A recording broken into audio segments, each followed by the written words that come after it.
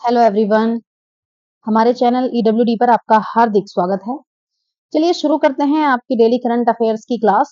ये जो आपकी क्लास है, ये क्लास इस क्लास में मैं कवर करवाऊंगी आपके 13 अगस्त के करंट अफेयर्स। ठीक है, तो देखिए, चलिए ये क्लास आज है 14 अगस्त और ये क्लास आपकी कवर नहीं हो पाई थी, तो हम इसे कवर करते हैं। चलिए, समय वेस्ट ना करते हुए शुरू करते हैं। हमारा पहला क्वेश्चन है, पेरिस ओलंपिक, रुकिए जरा एक बार मैं कलर चेंज कर लेती हूँ। हाँ ठीक। पेरिस ओलंपिक 2024 में अमन सहरावत ने कितने किलोग्राम भार वर्ग में ब्रॉन्ज मेडल जीता है? आपको पता है, पेरिस ओलंपिक में जो हमारे अमन सहरावत हैं, जो हमारे रेसलर हैं, इन्होंने ब्रॉन्ज मेडल जीता है। ये बहुत अच्छे खिलाड़ी हैं और इनकी एज भी ज्यादा नहीं है, बहुत कम उम्र के ये खिलाड़ी हैं। ये मात्र 21 वर्ष के हैं। ठीक है, तो इन्होंने जो गेम खेला है अपना, इन्होंने खेला है 57 किलोग्राम भार वर्ग में। ठीक है, तो ये 57 किलोग्राम भार वर्ग में खेले हैं और इन्होंने ब्रॉन्ज मेडल हासिल किया है। ठीक है, अब देखिए इनका मुकाबला किससे था। इनका मुकाबला था ये जो प्योर्टो रिको के जो हैं हमारे डेरियन क्रूज, इनको इन्होंने हराया है।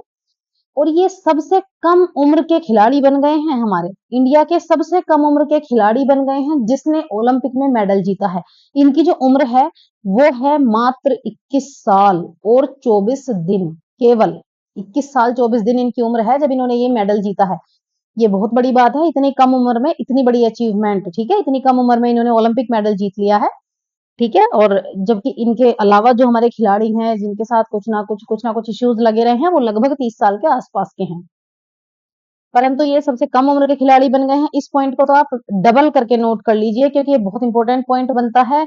आपसे एग्जाम में पूछा जा सकता है कि ऐसा कौन सा खिलाड़ी है जिसने अभी तक ओलंपिक में सबसे कम उम्र में भारत के लिए पदक जीता है, तो सीधी सीधे वो अमन सहरावत हो जाते हैं, जिन्होंने मात्र 21 साल 24 दिन की लिए 24 साल जो 21 साल और 24 दिन की उम्र में इन्होंने भारत के लिए मेडल जीता है, और वो भी ब्रॉन्ज मेडल। ठीक है, इन्होंने किसका रिकॉर्ड तोड़ा है? देखिए, पीवी सिंधु का इन्होंने रिकॉर्ड तोड़ा है। इससे पहले हालांकि पीवी सिंधु भी ये जीत चुकी हैं। 2016 में जब पीवी सिंधु ने ये मेडल जीता था तो उनकी उम्र थी 21 साल 1 महीने और 14 दिन, मतलब 21 साल 1.5 महीने की इनकी आयु थी। और इनकी है मात्र 21 साल 24 दिन। चलिए अगला प्रश्न देखते हैं।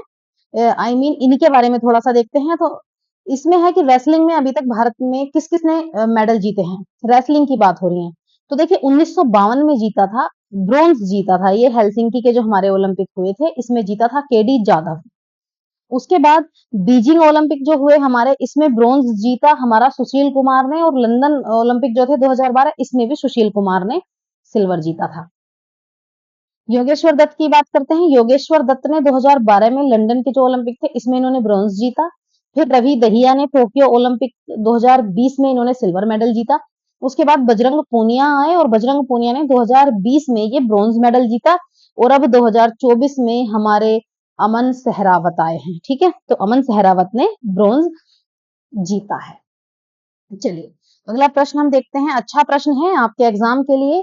प्रश्न है, 10 अगस्त 2024 को तिमोर लेस्ते, क्या है? तिमोर लेस्ते के सर्वोच्च नागरिक सम्मान ग्रैंड कॉलर ऑफ ऑर्डर से किस भारतीय को सम्मानित किया गया है? तो आपको पता है ये सम्मानित किया गया है जो हमारी राष्ट्रपति हैं श्रीमती द्रौपदी मुर्मू जी, इन्हें सम्मानित किया गया है। ठीक है, तो ये जो प्रेसिडेंट हमारी द्रौपदी मुर्मू है, इनको ये सम्मान किसने दिया है? तिमोर लेस्ते के राष्ट्रपति हैं जोसे रामोस होर्ता। आपको पता है इससे पहले जो फिजी के जो प्रेसिडेंट है उन्हें भी फिजी का जो सर्वोच्च सम्मान है वो इन्हें दिया है, परंतु अब इन्हें मिल गया है तिमोर लेस्ते का। ठीक है, तिमोर लेस्ते के राष्ट्रपति जोसे रामोस होर्ता है, उन्होंने इन्हें ये अवार्ड प्रदान किया है। किस लिए दिया है? वुमेन एम्पावरमेंट, सोशल वेलफेयर और एजुकेशन को बढ़ावा देने के लिए इन्होंने जो हमारी प्रेसिडेंट है द्रौपदी मुर्मू, उनको ये जो अवार्ड है वो दिया है। ठीक है, इससे पहले आपको पता है अभी की बात है, ये 6 अगस्त को ये मिला है इन्हें फिजी से, फिजी का सर्वोच्च सम्मान भी मिला है आपके लिए। ये दोनों ही इंपॉर्टेंट हो जाते हैं।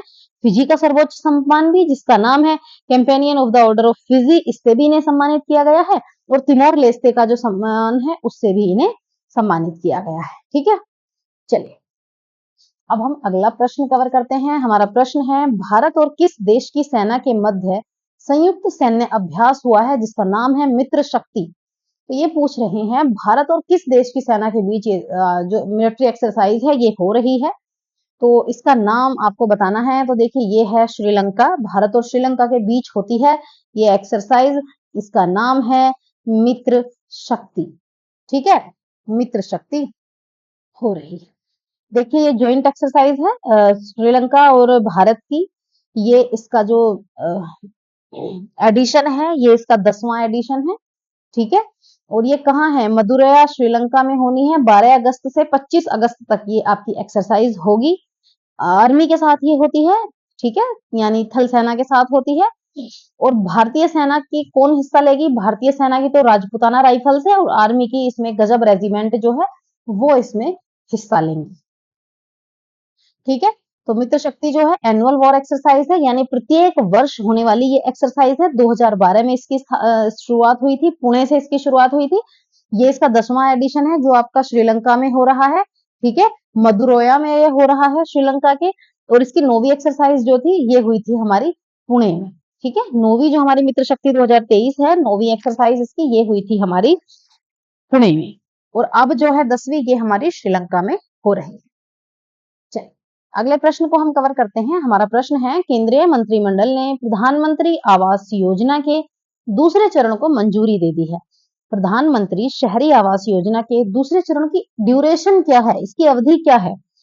आपको दिया है वित्त वर्ष 24-25 से लेकर 27-28, वित्त वर्ष 24-25 से लेकर 26 से 27, वित्त वर्ष 24-25 से लेकर 29-30 या वित्त वर्ष 24-25 से 28-29। तो देखिए जो प्रधानमंत्री आवास के दूसरे चरण को मंजूरी मिली है उसके जो वो है ड्यूरेशन, वो है आपकी वित्त वर्ष 2024-25 से लेकर, यानी कि इस वर्ष से लेकर 28-29 तक के लिए। ठीक है, ये आपकी ड्यूरेशन है। ठीक है, तो ये कौन देता है, ये यूनियन कैबिनेट ने दी है। प्रधानमंत्री आवास योजना जो 2.0 है इसको मंजूरी प्रदान की गई है। किसके, अर्बन और रूरल यानी शहरी और ग्रामीण दोनों को ही मंजूरी मिली है। और योजना का जो दूसरा चरण है 28-29 तक चलेगा, आपको पता है 2.0 ये है।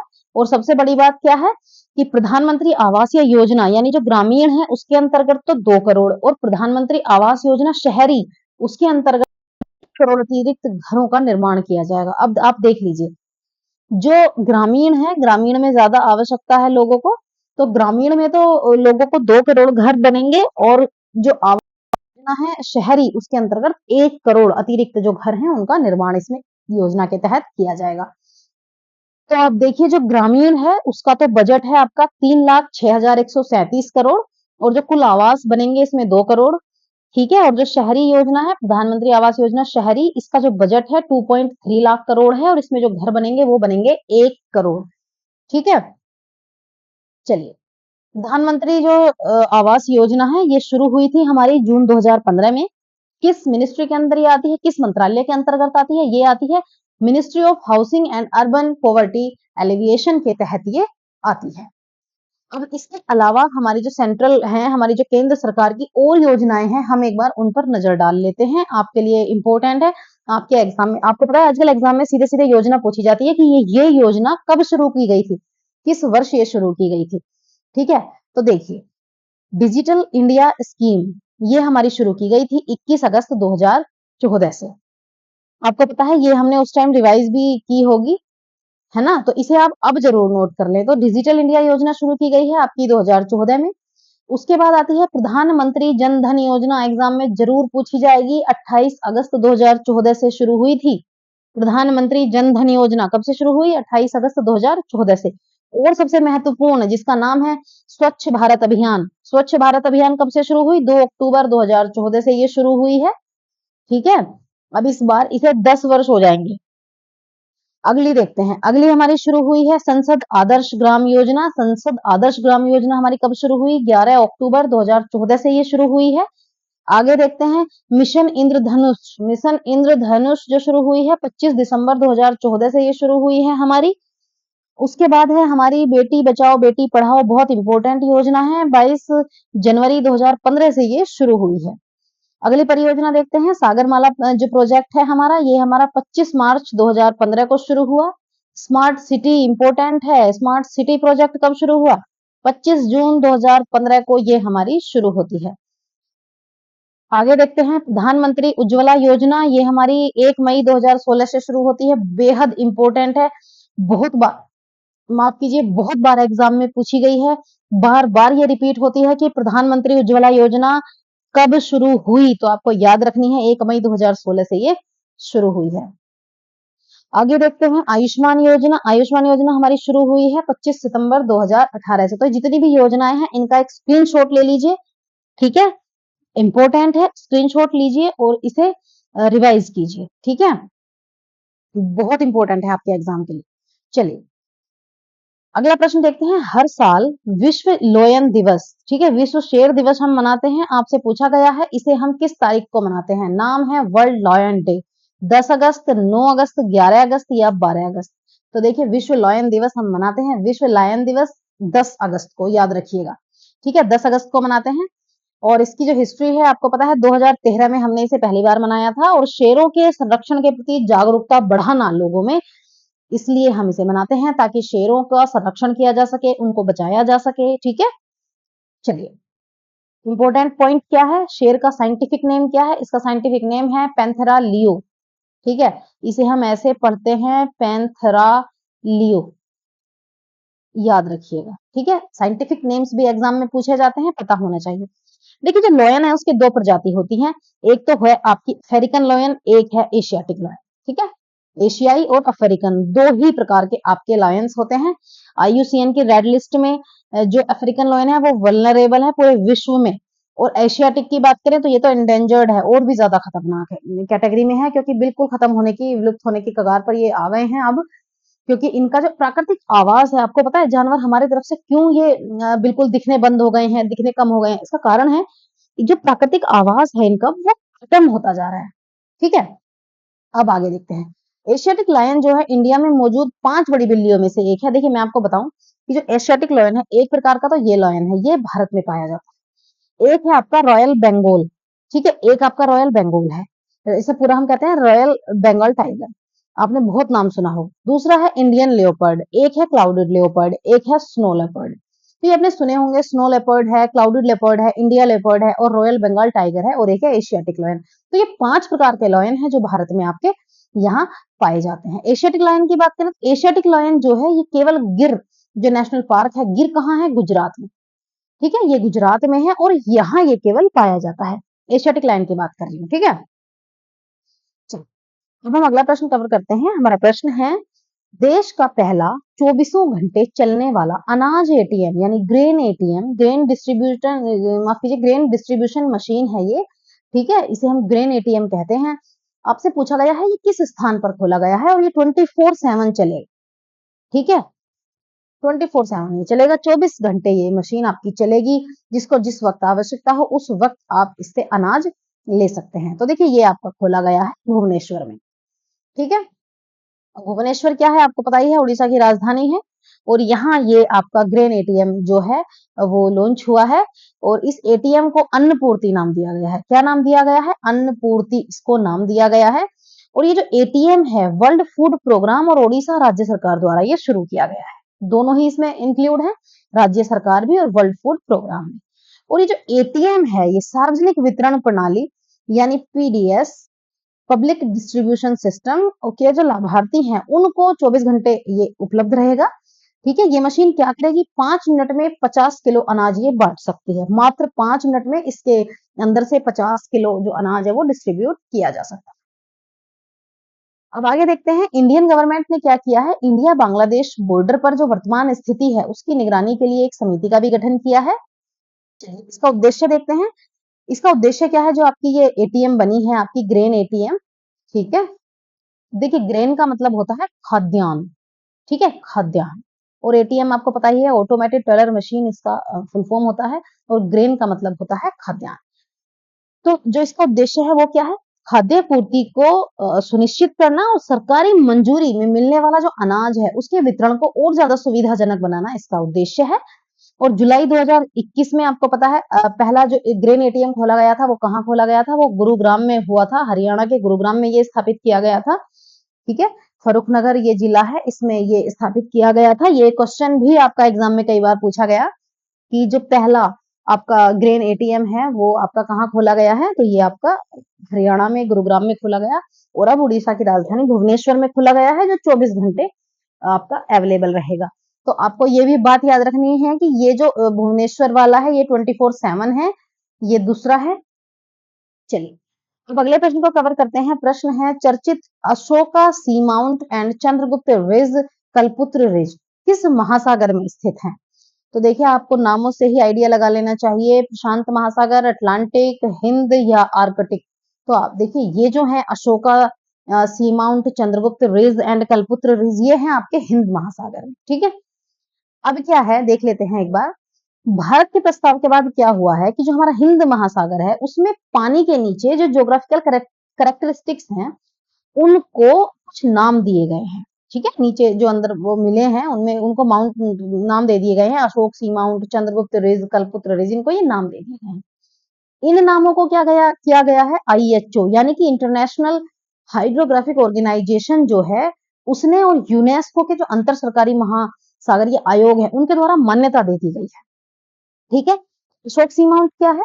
ये 2012 में जो एकेडमिक निकोले स्ट्राकहोव नामक रशियन रिसर्च शिप है इन्होंने ये खोजा था। पानी के नीचे का पहाड़ है, लगभग 180 स्क्वायर किलोमीटर में ये फैला हुआ है। ठीक है, अब चंद्रगुप्त रिज को देख लेते हैं। चंद्रगुप्त रिज क्या है? 2020 में ये खोजा गया है, भारतीय रिसर्च शिप जो एमजीएस सागर है उसने इसे खोजा है। ये रिज क्या है? बहुत लंबा है, अंडाकार है और 675 वर्ग किलोमीटर में ये फैला हुआ है। कलपुत्र रिज की बात कर लेते हैं। 2012 में इसको खोजा गया, इसको भी एकेडमिक निकोले स्ट्राकहोव ने खोजा। 430 वर्ग किलोमीटर में ये है और समुद्री जीवन के लिए आवास और भोजन स्रोत के रूप में ये काम करता है। ठीक है, चलिए अब अगले प्रश्न को देखते हैं। लोकसभा में बैंकिंग कानून संशोधन विधेयक लाया गया है, ये किसके द्वारा पेश किया गया? ये है बैंकिंग कानून संशोधन विधेयक। तो ये निर्मला सीतारमण के द्वारा ये आपका प्रस्तुत किया गया है। ठीक है, इनके द्वारा ये पेश किया गया। इसमें क्या है? बैंकिंग के कुछ नियमों में चेंजेस लाना इसका उद्देश्य है। तो क्या है? आरबीआई एक्ट 1934, आपको पता है आरबीआई की स्थापना हुई थी 1935 में इस एक्ट के तहत। तो ये क्या कहता है? बैंकिंग विनिमय अधिनियम 1949, भारतीय स्टेट बैंक 1955 और बैंकिंग कंपनियां अधिग्रहण अंतरण 1970, 1980 इन सभी के संशोधन का प्रस्ताव इसमें दिया गया है। ठीक है, अब क्या है? ये क्या कहता है? तो ये कहता है कि जो नंबर ऑफ पर्सन्स हैं enrolled in bank account, bank में जितने भी जो सदस्य जैसे नामित हैं, प्रत्येक खाते में जो नामांकित व्यक्ति है उनकी संख्या को मौजूद 1 से बढ़ाकर 4 करने का इन्होंने प्रस्ताव दिया है। ठीक है, और क्या किया है? और कहते हैं कि जो वैधानिक लेखा परीक्षक है उनका जो वेतन निर्धारण है उनके अधिक फ्लेक्सिबिलिटी प्रदान करने का इन्होंने प्रस्ताव किया है। और बात की है इन्होंने रेगुलेटरी रिपोर्टिंग डेट्स की। बैंक को अनुपालन रिपोर्ट देने की तिथि है प्रत्येक माह की 15 तारीख और लास्ट डेट होगी, जिससे प्रक्रिया अधिक कुशल हो जाएगी। अनुपालन रिपोर्ट का मतलब है कि इसमें इन्हें बताना होता है कि बैंक का जो पेंडिंग है या बैंक क्या कर रहा है, बैंक ने कितना कर दिया है, उसकी रिपोर्ट इन्हें इसमें देनी होगी। तो इन्होंने मंथ में 2 डेट फिक्स कर दी हैं, एक आपकी 15 तारीख और एक महीने की 30, 31 या 29 जो भी तारीख पड़ती है या 28। ठीक है, जो भी लास्ट डेट मंथ की वर्किंग लास्ट डेट पड़ती है उस लास्ट डेट को ये अपनी अनुपालना रिपोर्ट देंगे। इससे क्या होगा? बैंक की जो कैपेसिटी है वर्क करने की वो और ज्यादा अच्छी हो जाएगी। अब क्या कहती हैं जो हमारी वित्त मंत्री हैं निर्मला सीतारमण, उन्होंने इस बैंकिंग लॉ अमेंडमेंट को पेश कर दिया है। ठीक है, और मुख्य बदलाव, बात है बदलाव की। अब देखो ये बदलाव कहां तक होता है, इसका उद्देश्य बदलाव है। अगला प्रश्न हम देखते हैं। हाल ही में चर्चा में रही जो हमारी लेक तुर्काना है, झील है तुर्काना, ये किस महाद्वीप में स्थित है? अच्छा प्रश्न है, नोट करने लायक है, याद रखने लायक है। तो देखिए ये आपका जो लेक तुर्काना है ये आपकी अफ्रीका महाद्वीप में स्थित है। ठीक है, तो अफ्रीका की क्या है? ये चौथी सबसे बड़ी झील है जिसका तुर्काना नाम दिया गया है। अभी क्या किया गया? हाल ही में इसका सर्वेक्षण किया गया है। और ये सर्वेक्षण किसने किया है? ये सर्वेक्षण आपका किया है यूनेस्को ने और वर्ल्ड फूड प्रोग्राम इनके नेतृत्व में ये सर्वेक्षण किया गया। क्यों किया गया? इस क्षेत्र में जो आबादी रहती है उनकी आर्थिक भलाई और खाद्य सुरक्षा को बढ़ावा देना इनका उद्देश्य था। ठीक है। लेक तुर्काना क्या है? ये बहुत बड़ी, सबसे बड़ी यहाँ की रेगिस्तानी झील है और ये अपने अनोखे हरे रंग और नीले रंग के लिए ये जानी जाती है। ये क्या है? ओमो तुर्काना बेसिन का हिस्सा है और जो 4 देशों में फैला है। कौन-कौन से? इथियोपिया, केन्या, साउथ सूडान और युगांडा। इन चारों हिस्सों में ये जो है ओमो तुर्काना बेसिन, इसका हिस्सा ये फैला हुआ है। अगले प्रश्न को कवर करते हैं। प्रश्न है, हाल ही में किस मिशन के अंतर्गत मिलियन डिजाइनर्स बिलियन ड्रीम्स पहल की शुरुआत की गई है? शुरुआत पहल को फिर से देखिए। Million designers and billion dreams किसके द्वारा शुरू की गई है? तो ये आपकी शुरू की गई है दीनदयाल अंत्योदय योजना, राष्ट्रीय ग्रामीण आजीविका मिशन के द्वारा ये शुरू की गई है। ठीक है। दीनदयाल अंत्योदय योजना NRLM के द्वारा ये शुरू की गई है। ठीक है। नाम याद रखना है, मिलियन डिजाइनर्स बिलियन ड्रीम्स। इसका उद्देश्य क्या है? सोशल चैलेंजेस से निपटने के तरीकों में रिवोल्यूशनरी चेंज लाना, ग्रामीण नेताओं की एक नई पीढ़ी को सशक्त बनाना और उन्हें सशक्त बनाकर पूरे भारत में उससे भी आगे सस्टेनेबल डेवलपमेंट को प्रेरित करना इसका उद्देश्य है। ठीक है। तो याद रखना है, मेन क्या याद रखना है कि ये पहल किसने शुरू की है, ये ज्यादा इंपॉर्टेंट है। तो चलिए साथियों, समय वेस्ट ना करते हुए, देखिए इसमें हमने बिल्कुल भी आपका 1 सेकंड भी वेस्ट नहीं की है, केवल इंपॉर्टेंट चीजें ही इसमें कवर की हैं। ठीक है। तो चलिए मिलती हूँ आपको नेक्स्ट क्लास में। चैनल पर नए आए हो तो चैनल सब्सक्राइब जरूर करना, वीडियो को लाइक एंड शेयर जरूर करना। ठीक है। तो चलिए मिलती हूँ आपको आपकी नेक्स्ट क्लास में। Thanks for watching.